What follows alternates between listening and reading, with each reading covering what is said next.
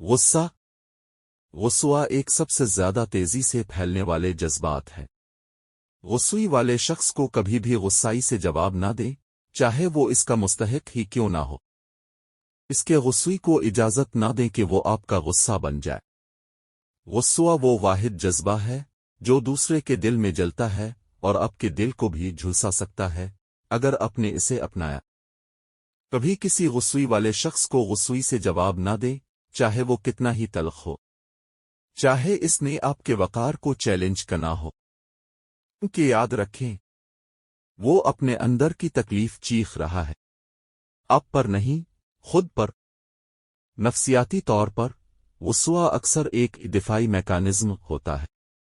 اس کے پیچھے کوئی ڈاکے، بے بسی، محرومی چائپی ہوتی ہے۔ جب ہم غصے سے جواب دیتے ہیں تو ہم اس زخم کو اور گہرا کر دیتے ہیں اور خود بھی اس میں مر جاتے ہیں۔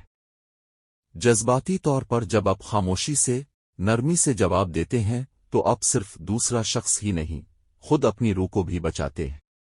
آپ کا ساکون آپ کی طاقت ہے۔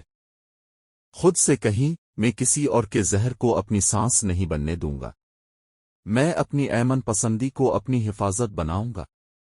غصے کو جذب کر لینا کمزوری نہیں، بلکہ دل کی وہ طاقت ہے جو صرف بڑے ظرف والے لوگ رکھتے ہیں، کیونکہ روشنی وہی ہے جو اندھیرے کو چھو کر بھی بجھتی نہیں، بس چمکتی ہے۔